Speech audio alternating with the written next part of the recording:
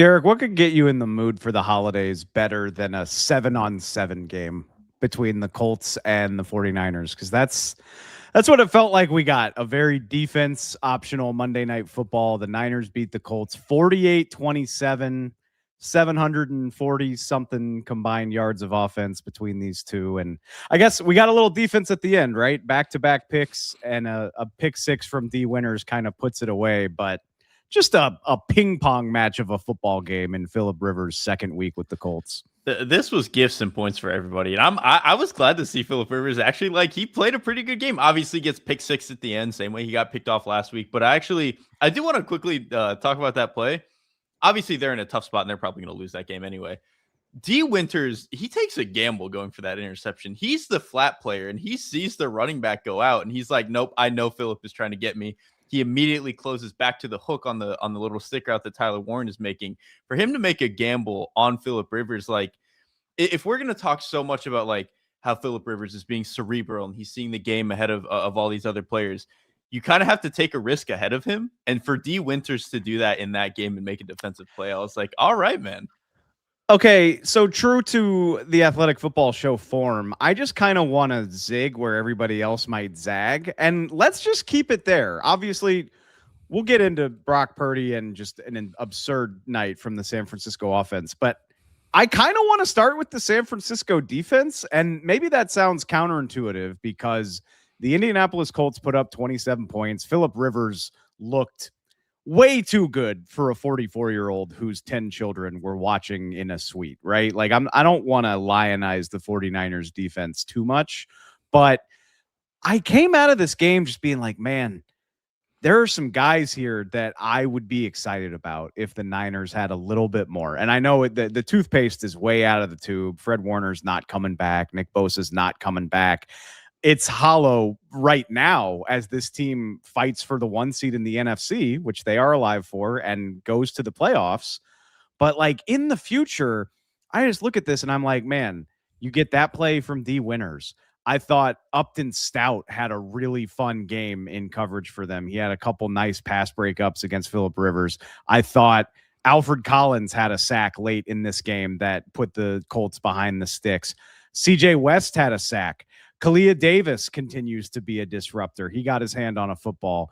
I came out of this and I was like, there are half a dozen young dudes on this Niners defense that are fighting their ass off. And that's probably a 2026 thing. Like I said, I don't know how much it helps them right now, but I think I'm pretty excited about what this unit could be next year if they're a little bit healthier. I couldn't agree more. And even if some of these guys with a couple of different draft picks or free agency signings, maybe become more rotational role players for them, they still feel like guys who can be good rotational role players, like a CJ West. He ideally, to me, probably is more like a guy off the bench. But with some of what he's flashed this year, especially with some of the juice that he's got, I think he could be pretty useful there. We've talked about Upton Stout a number of times this year. He's going to be times where he gets beat because he's a little bit smaller, but he's really scrapping. He had a handful of really good breakups in this game. D Winters on the drive before the interception had another play where he was the flat player and they're trying to run sail behind him. They're trying to get that 15-yard kind of corner route. He knows that it's coming, and he knows that Phillip Rivers wants to throw that. He's one of the best corner route throwers in the history of the game. He flies up and makes that play. I think it was on that 2nd and 25 when they were backed up. So, and D Winters is a guy where you don't want him to be your best linebacker necessarily, but like you said, in 2026, when Fred Warner comes back and that's your number 2, that's a good spot to be in. And even all of that, I think Renardo Green is a really good corner. I know he didn't play in this game, but this to me is when they add a couple of more pieces to this defense, I still think Saleh is getting these guys to kind of play their asses off. So they're obviously outgunned in spots like this, but you can see the flashes with a lot of the young talent here. Like I said, it's kind of hollow for the time being, but something I'm definitely going to have my eye on. Let's focus on the here and now.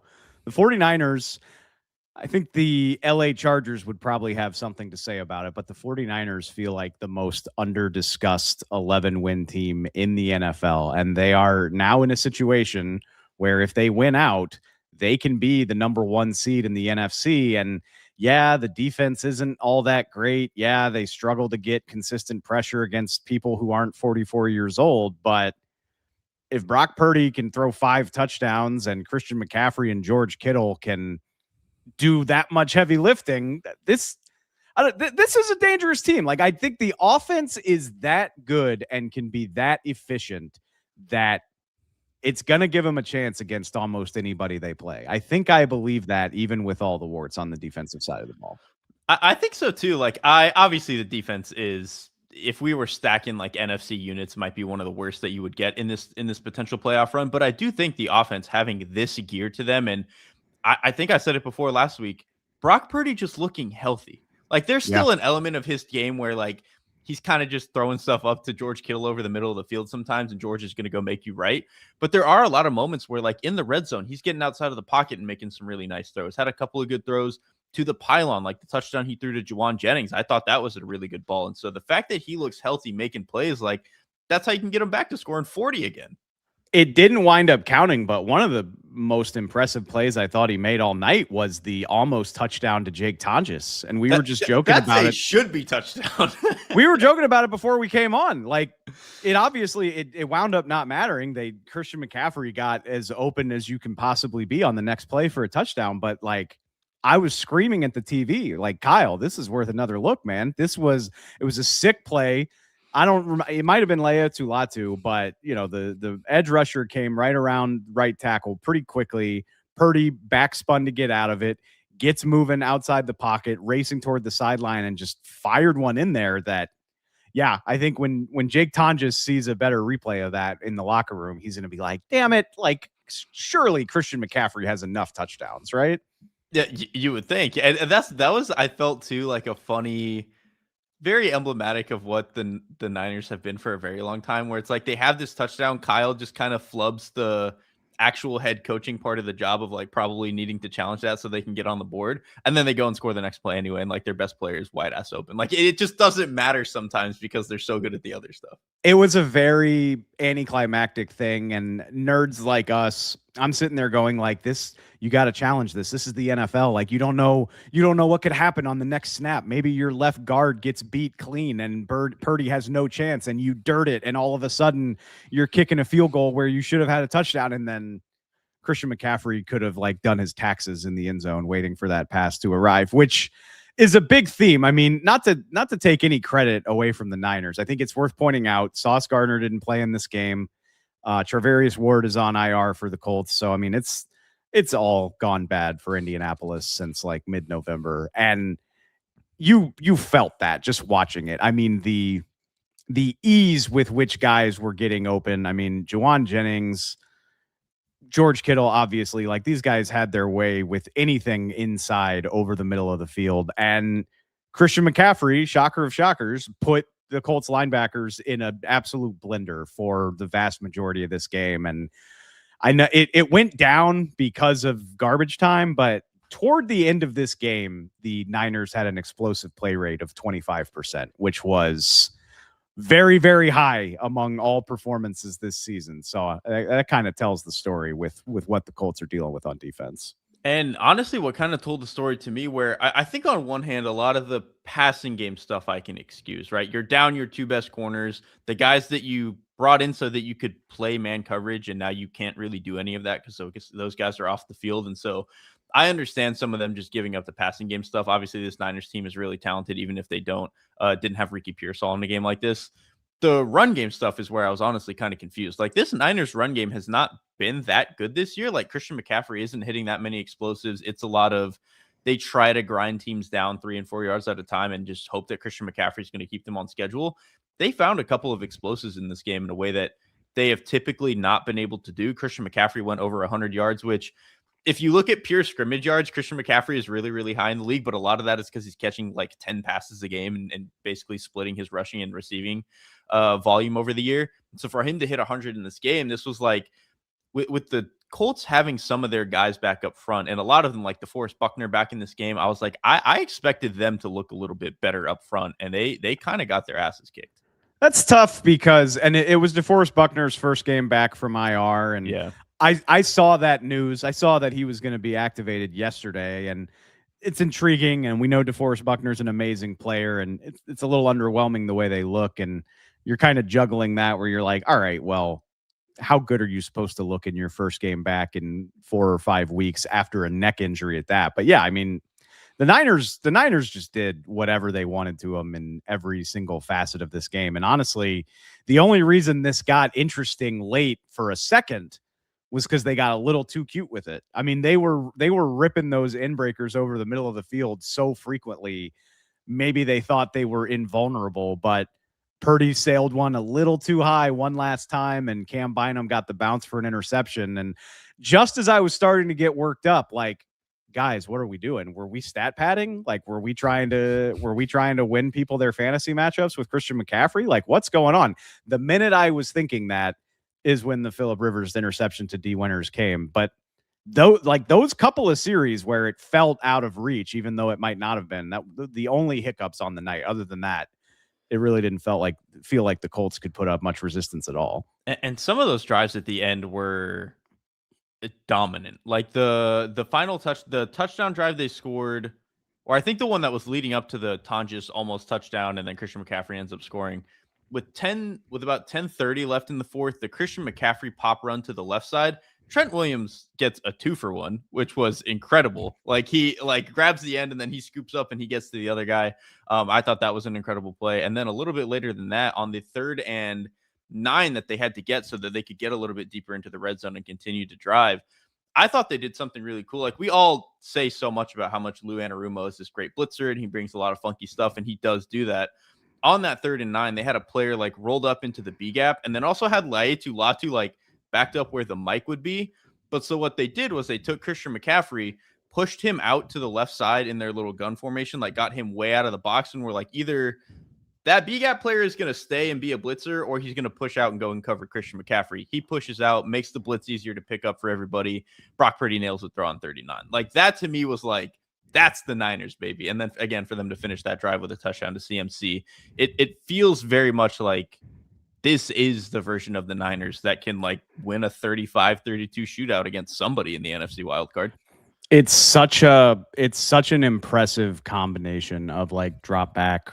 And I know like their running game hasn't been effective or efficient for a lot of the season, but like when you combine it with what you can get from CMC in the passing game and what play action can do to teams, like there was one play that just made me laugh was, I mean, the first possession coming out of the half where it's 24-17. The Niners get a field goal right at the death, and Eddie Pinheiro has the amazing doink. Let's make sure we mention the doink, by the way. Legitimately one of my favorite moments of the weekend, where like not only did it doink perfectly in the middle of the crossbar, but it made the most satisfying sound and then bounced back into the field of play. I just thought everything about it was great. But so we go to halftime. The Colts have cut it to 1 score. And maybe we're settling in for a very interesting second half. And the Niners just ripped downfield in like 8 plays to make it 31-17. And the one that made me laugh was they fake play action to Christian McCaffrey on like a wide zone concept. And everybody on the line of scrimmage just bites on it, like in just the most disgusting way. And George Kittle's wide open on the little shallow crosser, 20, 22, whatever it was, yards explosive. And you're knocking on the red zone, and that's all she wrote. And from there, it was 31-17. And after that point, I never really felt like this was going to be a dramatic finish. And that's what they can do to you. They can be explosive. They can be methodical. And look, I know Seattle's got a fantastic defense, and I'm very excited that we get to see them in a couple weeks before the end of the regular season. We get to see these teams go against each other. So maybe that'll be my proof of concept, because like there are some really ferocious defenses in the NFC, but looking at this offense with a healthy Brock Purdy and assuming George Kittle's okay with the ankle injury that he left with the ankle, it kind of seems like he's going to be fine. I'm curious to see how many defenses can really hang with these guys, because I am under the impression they could really be good enough to even give a more well-rounded team fits. I am too. Like, I'm just really excited with what it's going to look like. And because I think there have been, obviously Mike McDonald has terrorized Brock Purdy in the past, especially when he was with the Ravens. But I think that matchup is going to me look a lot different than it did in that week 1, where obviously the Niners kind of stole that game with the Jake Tonjes, 80-20 ball that he just snatched out of the air. And so I'm incredibly excited to see that matchup again. On the flip side, one other thing I kind of forgot to mention that I do think is worth, in terms of trying to contextualize how impressive some of what Phillip Rivers did, the Colts were basically on like 1.5 starting linemen in this game. Like, Tanner Bortolini, I think, goes out with a concussion on like the second or third play. It was the second snap of the game. I know, because I was wrapping up watching a movie. We were watching a movie on the TV, my fiance and I had the game pulled up on my laptop for like the first few minutes. And I looked down at my laptop and I was like, holy shit, who's hurt already? What's going? And like, second snap of the game, they're looking at Tanner Bortolini. That plays into what I said too. Like, it has all been bad for the Colts. Like, obviously Daniel Jones, obviously Sauce Gardner, but Charvarius Ward as well. You're just now getting DeForest Buckner back, and it's just in time to be playing musical chairs with your offensive line. Right. And like, that's the thing, is I think there's so much of this has been like, oh, they lost Daniel Jones, and that's why all this is, happening. The offensive stuff is falling apart, but you lose your identity on defense. And then, so even though the Daniel Jones stuff was cool, the identity on the offense was that Jonathan Taylor and the offensive line were gearing to get him the Offensive Player of the Year award. In this game, you had Quentin Nelson playing, so that's great. But your left tackle is Jalen Travis, who's a rookie. He's replacing Bernard Raymond. At right tackle, Braden Smith is out. He's being replaced by Matt Gonsalves, who is a starter, but typically at guard, so he gets kicked out. And then at guard, you've got guys like Dalton Tucker. Danny Pinter ends up being the one who replaces Tanner Bortolini. So you've got a pretty much makeshift entire right side of the line on top of your blindside tackle for your quarterback who can't move. So the fact that I know this Niners defense is not great, but the fact that they put together anything at all with a quarterback who hasn't played in 5 years and a bunch of offensive linemen who shouldn't be on the field is kind of remarkable. No, we're allowed to have moral victories here in the case of 44-year-old Phillip Rivers. And actually, that first drive, so like I said, before you can even settle in, Tanner Bortolini is already dealing with an injury. The offensive line is a mess. And I made a note of it on the first possession. It was like 2nd and 12. No. I'm sorry. It was Jesus, I got lost in my notes. They got to like a 3rd and 12 early in this game where was it the Josh Downs conversion? Yeah. That's what I was getting to. You much more succinctly than I. Thank you. But Jalen Travis gets an illegal formation penalty that pushes it to 3rd and 12. And it's the first series of the game, and I'm just like, okay, here we go. Like, Phillip Rivers is screwed. What's he gonna do? I don't care how bad the Niners defense is. Like, you can't convert 3rd and 12. You were just on the couch 2 weeks ago. And he ripped it to Josh Downs on like that little angle route. And from that moment on, I was like, oh, okay. Like, yes, this is not the Seahawks. We could be in for a more entertaining performance. And you want to focus on the winning team, obviously. And the Niners have so much at stake here over the next 2 weeks. But for Phillip Rivers to post a 97 passer rating, flirt with 300 yards, and have the Colts in a position to make this a game in the second half, it's pretty damn cool, man. Yeah, for this to look like a game against an 11-win team that has already clinched the playoffs is just like, I don't know, man. It was incredibly cool to me. And so like when he did it against the Seahawks, like I know they almost won that game at the end, but that to me just felt like the Seahawks offense didn't play very well. The Colts defense, no, like, that was not the same. Like, no. Phillip Rivers, they said it on the broadcast. Phillip Rivers passed his yardage total from the Seahawks game in the first quarter tonight. Yeah. Like, he was actually dealing in this game. I think they said he was playing some quarterback.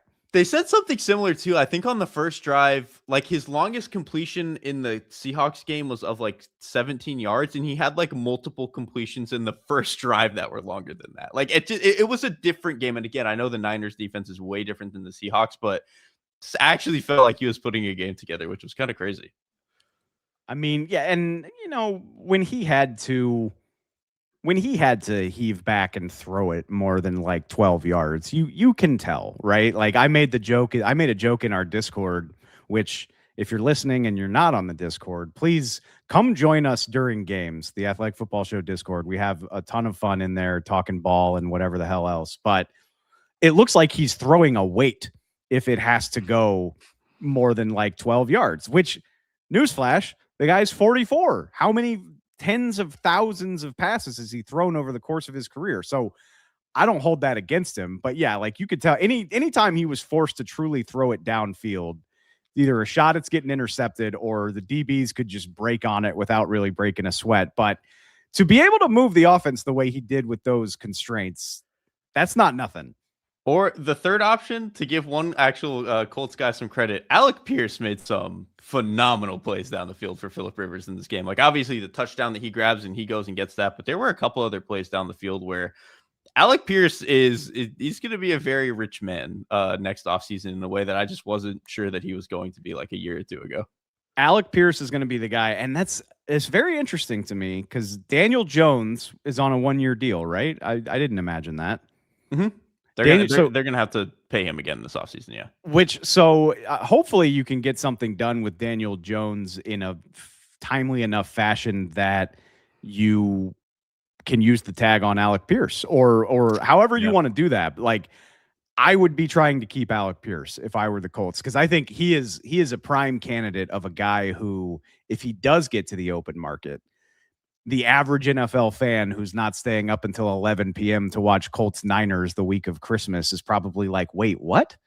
Alec Pierce is worth that? And people who watched Alec Pierce are like, hell yeah, he is. Well, and because that's the thing, it's like, he's a much better route runner than he used to be, and I think he's a smoother player. He's still a little bit imperfect, but there's not that many guys his size who can make the contested catches he does consistently, and he's got a little bit of something after the catch. Like, he runs down the field well. Like, this isn't just a chuck 50-50 balls guys to him the way that he really was as a rookie and second-year player in this league. And so the fact that he has really become like, he is like a high-end number 2 wide receiver in like for any team. And so, yeah, they should try to keep him around. That's going to be the interesting thing for me is like, what do you do with Daniel Jones? I would assume, I think the injury weirdly probably makes it easier to keep him and to agree to a deal. I don't know. Like, I would like to think the two sides can come to some sort of understanding that they want him there, and he's obviously got an injury to rehab. And in the meantime, maybe you tag Pierce, maybe you can get a deal done with him. But I would certainly make that a priority. My question to you regarding the Colts is this: they are not mathematically eliminated, but it is bleak. I think according to our athletic playoff simulator, they currently have a 1% chance to make the playoffs. If they beat the Jags and the Texans, it only improves to 22%. Like, they would need some other stuff to happen.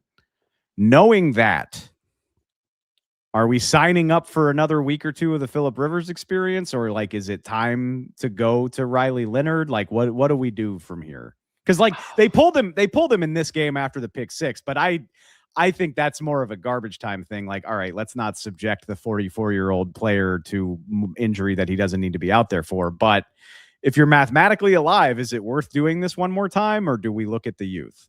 If they think they're mathematically alive, I get it. If Rivers wants to keep doing it, which honestly, with as jazzed as he's been about like talking about being back, I would not be surprised if he's just like, yeah, let me do it. Please just let me play these 2 weeks. Like I would totally understand all of that. This to me feels more realistically like your season has collapsed. Like, the offensive line has caved. You don't really have your corners right now. Obviously, you're on to quarterback 3 and 4 and stuff like this. I would probably just give Riley Leonard a shot, with not even saying that like you want to give him a shot so you see something for next year and maybe, he's going to become something for you. That's probably not the case. But if you think Riley Leonard can be a nice backup for you, getting him 2 games where he starts is probably going to be pretty valuable. So I would probably look towards the future. I know that sounds crazy given what this team was 6 weeks ago, but the reality is the NFL kind of hits you pretty fast, and that's just where we're at with them. They were 8-2 coming back from that trip to Berlin. Jonathan Taylor was going to be Offensive Player of the Year.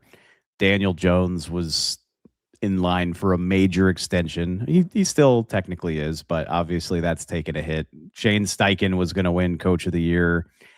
Wild. One thing, and I don't know the status of this. I know Anthony Richardson is still recovering from the orbital bone injury that he suffered in that freak pregame injury. If that is a possibility, I would love to see that in one of these final 2 games. I don't know the status of that, but if if that is possible, I think that's probably your best bet, is like taking a look at the guy who you drafted in the top 5. What a novel concept. Yeah. As far as the AFC, it's kind of anticlimactic, man. Like, you realize this game, the Colts losing pushed the Jags, Bills, and Chargers into the playoffs officially. So all we really have left is obviously the AFC North champion, and then Houston has like a 98% chance to clinch the last playoff spot. And I guess the Colts, if a series of miracles were to happen, could take it from them. But like, it sounds like Houston's going to be the last team in, and these last 2 weeks are mainly going to be about sorting out the order, which I'm sure that's happened before, but it doesn't feel normal, where there's like really nobody left knocking on the door. And like, even then, like, even the order, obviously the wild card, I think can vastly could vary a little bit, but like, if the Texans get in, they probably will be the 7th seed, and then even with the AFC North, like, they will be the 4th seed, and so it's like there's not even as much movement as we would potentially want. Like, I guess you're just hoping, if you're the Bills, you want to move up to that 5 seed so that you get to play the Steelers instead of having to play potentially like the Jaguars or something like that.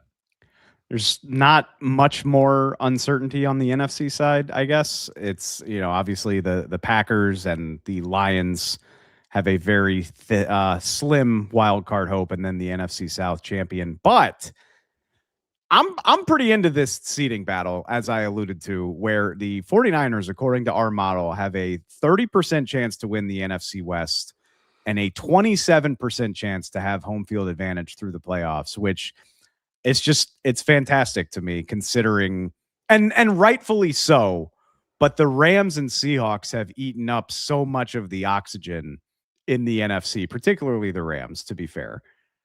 And to think that the Niners now have a chance to take all of that. And I don't know if they can. This defense is very flawed, but the fact that it's up for grabs is a lot of fun for me. Yeah, not Niners related. I think the thing I'm most interested in with the NFC seeding is, like, there is something extremely interesting to me about the Bears getting a really high seed, because they're kind of built like, them being able to play outside home games with how well they run the ball, and Caleb Williams being able to cut the wind. That's a pretty big advantage, man. I don't know. It's pretty cool. That's next level thinking that I hadn't gotten to. That's really good. Yeah, I mean, if there's a guy that the opposite of the Jared Goff, thing, yes, the opposite of the Jared Goff, where you're like, let us get a cold weather game and let's have Caleb ripping it through -10 wind chill. This is great. Let's talk about all the Bears playoff scenarios while Robert's not here to get uncomfortable about it. Perfect timing. All right, that does it for us. Big win for the Niners. Very excited to see what these last 2 weeks have in store for them. We got plenty more content coming your way this week. Keep an eye on the feed. We'll have our usual preview show at the end of the week on the other side of the holiday, looking at everything for a very fun week 17. But until then, we appreciate it so much. We'll talk to you soon. Catch you next time.